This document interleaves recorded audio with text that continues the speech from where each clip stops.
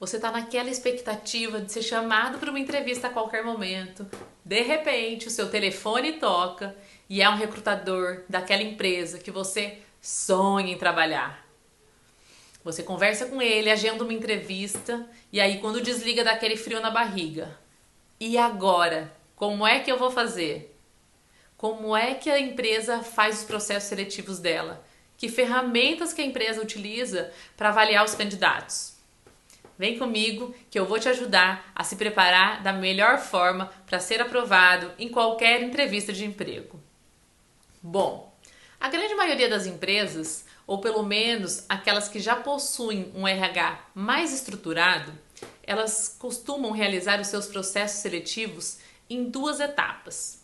A primeira etapa, normalmente, é realizada pelo profissional de RH. Então, ou é uma psicóloga, ou um analista comportamental. A questão é, o profissional, o recrutador, ele vai fazer a sua avaliação, a avaliação dos candidatos, ele vai avaliar os soft skills dos candidatos, que são as habilidades comportamentais. Para fazer isso, ele pode utilizar ferramentas como a própria entrevista, a entrevista comportamental em si, a entrevista situacional. Muitos optam por fazer dinâmicas de grupo, e aí o candidato está ali, ele se mostra, ele simula, né, alguma vivência. Então, o recrutador ele consegue avaliar a postura, a desenvoltura, a reação do candidato diante de algumas situações. E tem também os testes de avaliação comportamental e de avaliação psicológica. O DISC é uma ferramenta que está muito em alta.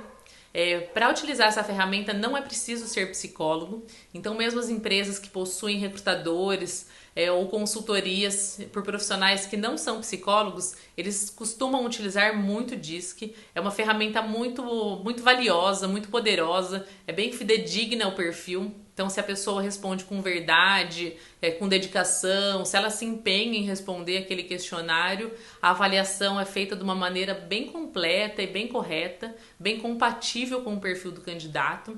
E aí existem outros inúmeros testes psicológicos. O que você precisa ter em mente é o seguinte: tanto no DISC quanto nos testes de avaliação psicológica, você precisa ser você mesmo. Você precisa ser verdadeiro. Por quê? Normalmente, as empresas, elas realizam mais de um tipo de teste. Então, você vai fazer o DISC e vai fazer um outro teste para complementar. Ou o DISC e a entrevista comportamental. E aí, o que acontece? Se o recrutador percebe que há uma divergência muito grande no perfil que foi descrito por uma e outra avaliação, em alguma delas você mentiu, concorda? Em alguma delas você não foi verdadeira. Então você colocou ali muitas vezes o que você gostaria de ser e não o que você é. Então faça com verdade. Sempre que você participar de um processo seletivo, responda as questões com verdade. A empresa precisa te conhecer. De nada adianta você mentir, né, ou você fazer de uma forma que não seja real. Aí você é contratado e você não se adapta ao cargo, não se adapta à função, não se adapta à própria empresa. Certo? Essa é a primeira etapa. A segunda etapa, ela é realizada com o gestor da área ou com o responsável pelo cargo. E aí, nesse momento, serão avaliados os seus hard skills, que são as suas competências técnicas. Então, tudo que você estudou, tudo que você sabe fazer na prática, toda aquela linguagem super difícil, dependendo da sua área de atuação, você é engenheiro, é contador, é da área de TI, toda aquela linguagem que você normalmente só utiliza com as pessoas da sua área de atuação, você vai poder utilizar agora com o gestor. Porque vocês vão se entender. Ele entende do que você está falando.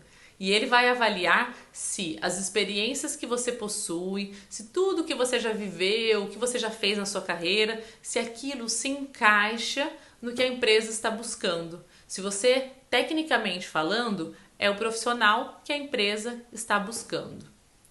Feitas as duas avaliações, sentam para conversar recrutador e gestor da área.